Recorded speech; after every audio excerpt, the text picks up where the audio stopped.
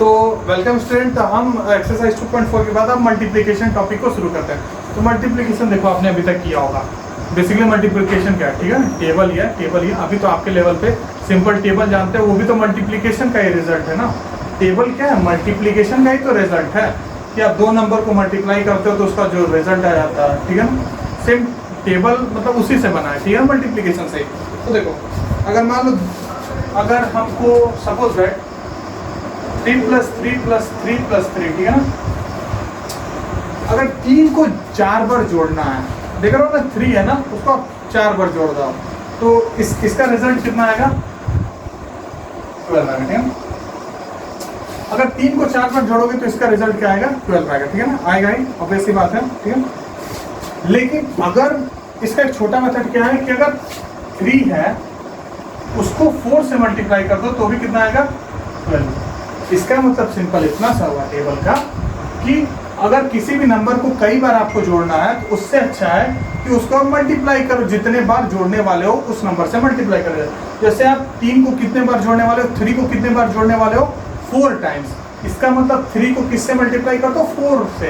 क्यों? क्योंकि आप कितने टाइम्स जोड़ दो, 4 टाइम्स जोड़ने वाले हो तो उसको 4 से मल्टीप्लाई करो, ठीक है ना। तो 3 × 4 = 12, ये आपका आंसर आ जाएगा, जिसमें ये क्या होता है आपका मल्टीप्लिकेंट और ये होता है मल्टीप्लायर, ठीक है ना, मल्टीप्लायर यानी कि जिससे मल्टीप्लाई करते हैं, मल्टीप्लिकेंट मतलब जो मल्टीप्लाई होता है, ठीक है ना, ठीक है, सिंपल है, कुछ खास कठिन है, ठीक है, मल्टीप्लिकेंट और मल्टीप्लायर, ठीक है। तो ये सब इतना कोई जानना नहीं है, ठीक है ना। ये अब देखो, अब हम आगे मल्टीप्लिकेशन की कुछ प्रॉपर्टी पढ़ लेते हैं, ठीक है ना। मल्टीप्लिकेशन की 3, 4, 5 प्रॉपर्टीज हैं, छोटी छोटी प्रॉपर्टीज हैं, तो वो प्रॉपर्टी पढ़ लेते हैं, ठीक है ना। तो पहली प्रॉपर्टी क्या है, ऑर्डर प्रॉपर्टी, ठीक है ना। पहली प्रॉपर्टी क्या है आपकी, ऑर्डर प्रॉपर्टी, ठीक है, ऑर्डर प्रॉपर्टी, ठीक है। ऑर्डर प्रॉपर्टी क्या कहती है, ऑर्डर प्रॉपर्टी कहती है कि अगर a × b है तो वो b × a के बराबर होगा, a × b है तो वो b × a के बराबर होगा, ठीक है ना। मतलब अगर 3 4 है तो वो 4 3 के बराबर होगा ही। मल्टीप्लाई करके देखो, 3 4 कितना होगा, 12, और 4 3 भी 12 होगा, ठीक है ना। ये होती है ऑर्डर प्रॉपर्टी है मल्टीप्लिकेशन, ठीक है ना। अब सेकंड प्रॉपर्टी क्या कहती है, वो ये सेकंड प्रॉपर्टी है ग्रुपिंग प्रॉपर्टी, ठीक है ना, ग्रुपिंग प्रॉपर्टी, ठीक है, ग्रुपिंग प्रॉपर्टी।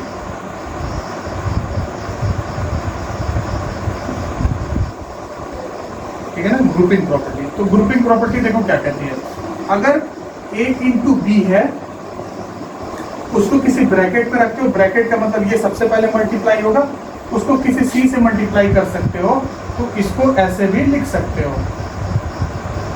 अगर a × b ब्रैकेट या फिर bracket a × b × c is equal to किसके बराबर होगा, a × ब्रैकेट b × c, ठीक है। सिंपल है कि अगर दो नंबर को पहले मल्टीप्लाई करते हो, शुरुआत के दो, उसको तीसरे से मल्टीप्लाई करते हो तो भी उसका रिजल्ट मतलब पहले किसी नंबर को लास्ट के 2 नंबर से मल्टीप्लाई कर दो, उसी के बराबर आएगा, ठीक है ना। ये होती है आपकी ग्रुपिंग प्रॉपर्टी। इसमें एग्जांपल क्या होगा, ठीक है ना।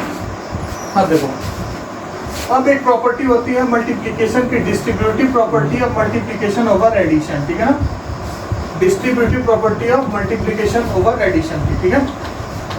तो ये क्या होती है, देखो बेसिकली इसका मतलब क्या होता है, distributive property of multiplication over addition का।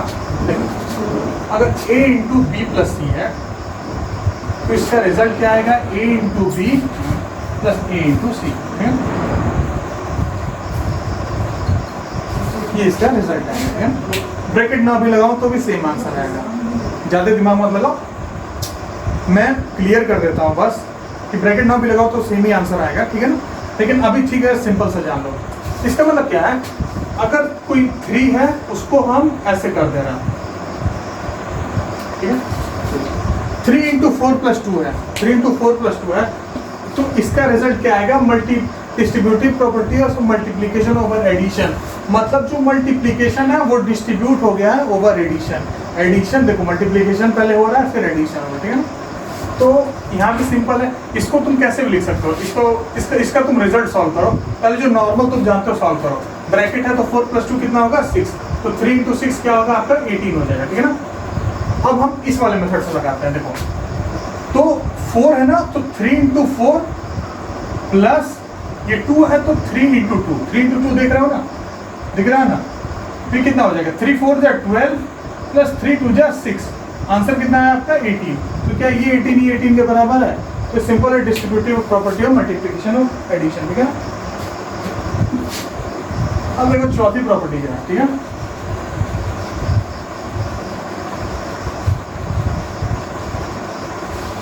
चौथी और पांचवी प्रॉपर्टी, ठीक है। चौथी है multiplicative property of 1, multiplicative property of 0, ठीक है ना। किसी भी नंबर को अगर आप 1 से मल्टीप्लाई करते हो तो उसका रिजल्ट क्या आएगा a, और किसी भी नंबर से 0 से मल्टीप्लाई करते हो तो उसका रिजल्ट क्या आएगा 0। मतलब समझो ध्यान से, मैंने आपको एक चीज बताया था कि 3 को अगर 4 टाइम्स जोड़ रहे हो तो उसको क्या लिख सकते हो 3 × नंबर ऑफ टाइम्स जितना तुम जोड़ने वाले हो। तो a × 0 का क्या मतलब होता है कि a को कितने बार जोड़ने वाले हो 0 टाइम्स, मतलब a को एक भी बार नहीं जोड़ने वाले हो। इसका मतलब a एक भी बार नहीं है, a × 0 मतलब एक भी बार नहीं है, 0 टाइम्स है। तो 0 टाइम्स है तो उसका रिजल्ट तो 0 ही आएगा ना। अगर a एक भी बार नहीं है मतलब एक भी बार नहीं, मतलब है ही नहीं वो, तो क्या रिजल्ट आएगा 0 आएगा। a × 1 कितना होता है a, क्यों? अगर a एक बार रहा है तो उसका रिजल्ट क्या आएगा a। तो सिंपल सा है a × 1 a है, a × 0 0, ठीक है ना। तो इसमें रिजल्ट जैसे, और आपको 2-3 एक सिंपल सा मल्टीप्लिकेशन आपको बताता हूं। देखो अगर आपको 10, 100 या 1000 से किसी भी नंबर को मल्टीप्लाई करना हो तो एक शॉर्ट ट्रिक है, देखो वो मैं आपको बता देता हूँ। अगर मान लो 2 को 10 से मल्टीप्लाई करते हो, ठीक है, 2 को 10 से मल्टीप्लाई करो, मल्टीप्लाई करके देख लो, ऐसे आप मल्टीप्लाई करोगे 2 0 0, 2 1 2, तो आपका रिजल्ट क्या आएगा 20 आएगा, ठीक है। भूल जाओ इसको। इसका शॉर्ट ट्रिक क्या होता है कि किसी भी नंबर को 10, 100, 1000 से मल्टीप्लाई करते हो तो जो 10, 100 या 1000 में जितने जीरो होते हैं वो उस नंबर के पीछे लगा दो। जैसे कि ये 2 है, 2 को ऐसे लिखो, ठीक है ना, और 10 में कितना जीरो है, 10 में तो एक ही जीरो होता है, तो वो जीरो इसके पीछे लगा दो। और वही अगर 2 × 100 होता तो जो नंबर है, अगर यहाँ 23 होता 23 भी चलता है, ठीक है ना। यहाँ मान लो 32 है, 32 × 100 है, तो ये नंबर लिखो 32, और यहाँ पे कितने जीरो हैं 2 जीरो हैं, तो दोनों जीरो लगा दो, ठीक है। अब देखो, ठीक है, अब आता है आपका 500 51 × 1000, ठीक है, 51 × 1000, ठीक है। तो नंबर ये क्या है 51 है, कितने जीरो हैं 3 जीरो है, आंसर आ गया। एक और एग्जांपल देखो,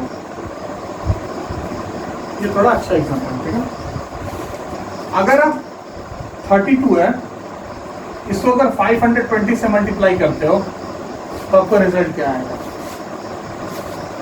क्या ऐसा आएगा क्या? ये नंबर है, इसको 0 पीछे लगा दिए, ये आपका आंसर आ जाएगा, तो गलत हुआ, ठीक है।